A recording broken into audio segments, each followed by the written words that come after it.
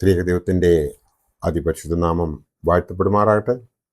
കർത്താവിൽ പ്രിയ വിശ്വാസികളുടെ സമൂഹമേ, നിങ്ങളെ ഏവരെയും പ്രഭാതവചനത്തിലേക്ക് വളരെ സ്നേഹത്തോടെ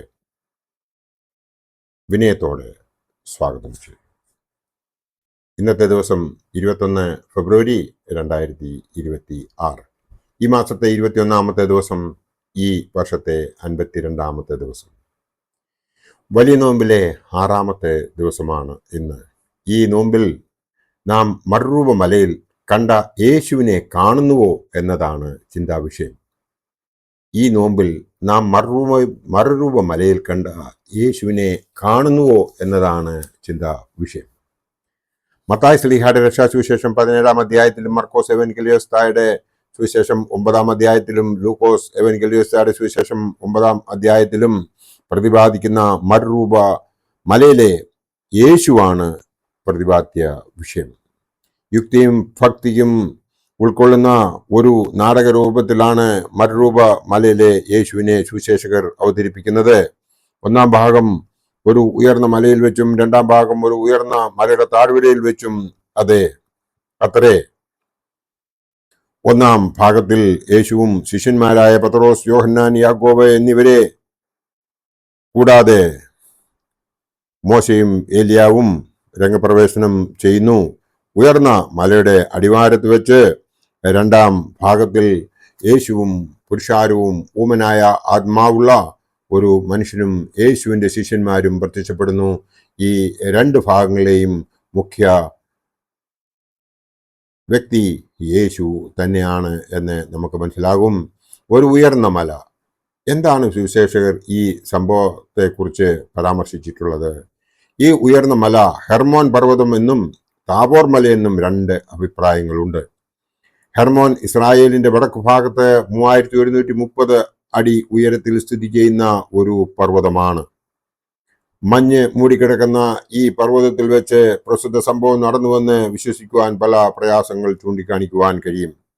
എന്നാൽ സഭാചരിത്രത്തിൽ സ്ഥാനം പിടിച്ചിരിക്കുന്നത് താബോർ മലയാണ്. നസറേത്തിന്റെ കിഴക്ക് ഭാഗത്തായി സ്ഥിതി ചെയ്യുന്ന ഈ മലയ്ക്ക് സമുദ്രനിരപ്പിൽ നിന്നും 1764 അടി ഉയരമാണുള്ളത്. പ്രവാചകന്മാരുടെ കാലം മുതൽ ഈ മല അറിയപ്പെടുന്നു. ഹോശേയ 5ാം അധ്യായം 1ാം വാക്യത്തിൽ നമുക്ക് ഇതിനെക്കുറിച്ച് പ്രതിപാദിക്കുന്നതായി കാണുവാൻ സാധിക്കും.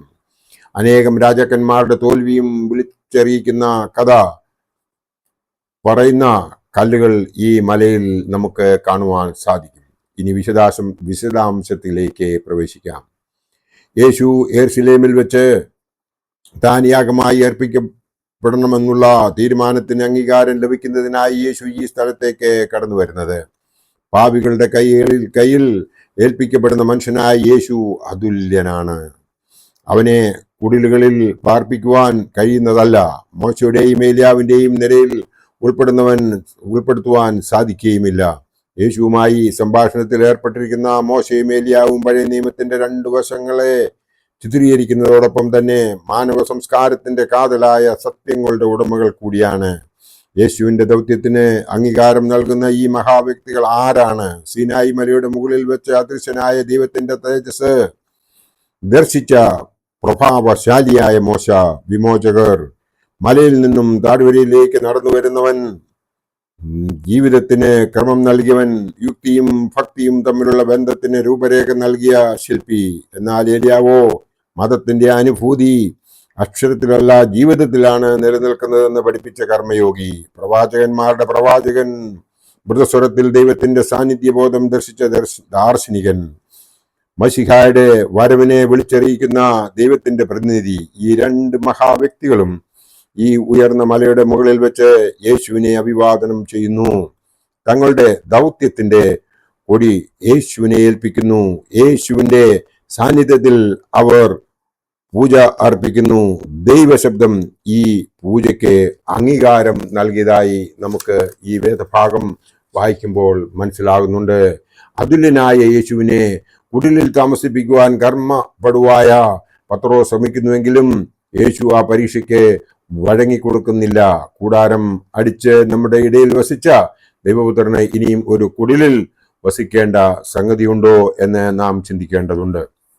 2ാം ഭാഗം താഴ്വരയിൽ വെച്ചാണ് നടക്കുന്നത്. ദൈവ തേജസ് താഴ്വരയിൽ വസിക്കുന്നവരുമായി പങ്കിടുവാൻ യേശു വെമ്പൽ കൊള്ളുന്ന ചിത്രം ശ്രദ്ധേയമാണ്. ഈശ്വര ദർശനത്തിന്റെ മറ്റൊരു വശമാണ് മനുഷ്യ ദർശനം. താഴ്വരയിൽ നടക്കുന്നതും മനുഷ്യ ദർശനത്തിന്റെ ആഹ്വാനമാണ്. നിരാശയുടെ ചൂളയിൽ നിന്നും ഉയരുന്ന പുകയാണ് അവിടെ കാണുന്നത്. കഷ്ടതയുടെയും നിസ്സഹായതയുടെയും നിലവിളി. സാധാരണ ജീവിതത്തിൽ നിന്നും ഉദിച്ചുയർന്ന പ്രശ്നങ്ങളുടെ ഒരു നൂലാമാല. ഈ ധർമ്മ സമരത്തിന്റെ പ്രതിനിധി ആരാണ്? ഊമനായ ആത്മാവുള്ള ഒരു മനുഷ്യൻ, പല്ല് കടിച്ച് തന്നെത്താൻ നശിപ്പിക്കുന്നവൻ. താഴ്വരയിൽ നിൽക്കുന്നവർ ഈ മനുഷ്യന്റെ നിസ്സഹായതയ്ക്ക് സാക്ഷ്യം വഹിക്കുന്നു. ആ രംഗത്തേക്ക് കടന്നു വരുന്നു യേശുക്രിസ്തു. അവന്റെ സന്നിധിയിൽ ചങ്ങലകളുടെ കണ്ണികൾ വേർപെടുന്നു. കാരണം അവൻ സംയോജകനും വിമോചകനുമാണ്. മലയിലെ അനുഭവം കൂടാതെ താഴ്വരയിൽ പ്രശ്നം പരിഹരിക്കുവാൻ കഴിയുകയില്ലെന്ന് യേശു വ്യക്തമാക്കുന്നു. മലയുടെ അനുഭവം താഴ്വരയിലെ നിസ്സഹായരുമായി പങ്കിടുവാൻ യേശു ശിഷ്യന്മാരോട് ആവശ്യപ്പെടുന്നു. മർക്കോസ് എവൻഗേലിയാസ്താടെ സുവിശേഷം 9-ാം അധ്യായം 29 അത് പറയുന്നുണ്ട്. ഇതാണ് സഭയുടെ ചുമതല. താഴ്വരയിലെ മനുഷ്യന്റെ ഹൃദയത്തിൽ പ്രത്യാശയുടെ തീ കൊളുത്തേണ്ടതാണ്. മരുഭൂമിയിലെ യേശു താഴ്വരയിലെ യേശുവായിട്ടാണ് മനുഷ്യവർഗത്തിന്റെ മുമ്പിൽ പ്രത്യക്ഷപ്പെടുന്നത്.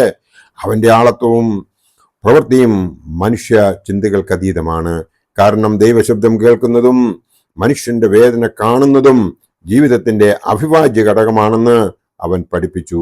ഈശ്വര ദർശനം പ്രശ്നങ്ങളിൽ നിന്നും ഒഴിഞ്ഞുമാറി പോകുന്നതിനുള്ള ഉപാധിയല്ല, പിന്നെയോ പ്രശ്നങ്ങളെ അഭിമുഖീകരിക്കുന്നതിനുള്ള വെല്ലുവിളിയാണ് നടക്കുന്നത്. മതം ജീവിതത്തിന്റെ നാഡിയായി പ്രത്യക്ഷപ്പെടുന്നു. ഇതാണ് ജീവിതത്തിന്റെ ലക്ഷ്യമെന്ന് നാം മനസ്സിലാക്കി ഈ നോമ്പിൽ ഇടപെടാതെ പ്രാർത്ഥിക്കുകയും സൽപ്രവൃത്തികൾ ചെയ്യുകയും ദാനധർമ്മങ്ങൾ ചെയ്യുകയും എല്ലാറ്റിനും സ്തോത്രം ചെയ്യുകയും നാം നമ്മുടെ ആഹാരം മാത്രമല്ല വെടിയേണ്ടത്, പിന്നെയോ പാപമംഗലമായ ഈ ലോകത്തിൽ നമ്മൾ ചെയ്തുകൊണ്ടിരിക്കുന്നതായ പാവങ്ങളെ ആവർത്തിക്കാതിരിക്കുവാനുള്ള ഒരു തീരുമാനം കൂടെ എടുത്ത് നാം ഒരു ആത്മീയ തീർത്ഥാടനമായി ഈ നോമ്പിനെ കാണുന്നുവെങ്കിൽ ഉയർപ്പ് ദിവസം നമുക്ക് സന്തോഷിക്കാനുള്ള കാരണം ഉണ്ടാകും. കാരണം നമ്മൾ ശുദ്ധഹൃദയമുള്ള ആത്മാർത്ഥ ഹൃദയമുള്ള ഒരു പുതിയ മനുഷ്യനായി നമുക്ക് രൂപാന്തരം പ്രാപിച്ച് നമുക്ക് നമ്മെ തന്നെ മറ്റുള്ളവർ മുമ്പിൽ സമർപ്പിക്കുവാൻ നമുക്ക് സാധിക്കുമെങ്കിൽ ഈ നോമ്പ് നമുക്ക് ഒരു അനുഗ്രഹപ്രദമായിരിക്കും. നമ്മൾ ഓർമ്മയുള്ള കാലം മുതൽ ഇത്രയും കാലം നോമ്പ് നോക്കി. എന്നാൽ ആ നോമ്പിലൊക്കെയും നാം എന്താണ് ചെയ്തുകൊണ്ടിരുന്നത്? നമുക്ക് എന്തെങ്കിലും ഒരു മാറ്റം വരുത്തുവാൻ സാധിച്ചുവോ എന്നൊക്കെ ഈ അവസരത്തിൽ ഒന്ന് നമ്മോട് തന്നെ ചോദിക്കുന്നത് നന്നായിരിക്കും.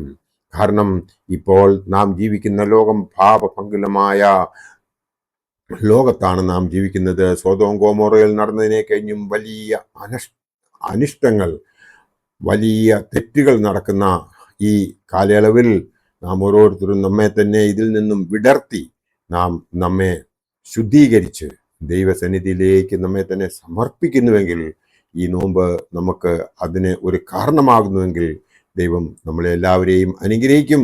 നമുക്ക് ഉണ്ടാകാനിരിക്കുന്ന അനർത്ഥങ്ങളിൽ നിന്നും അവൻ നമ്മളെ രക്ഷിക്കും എന്നതിന് രണ്ട് അഭിപ്രായം ഉണ്ടാകുകയില്ല.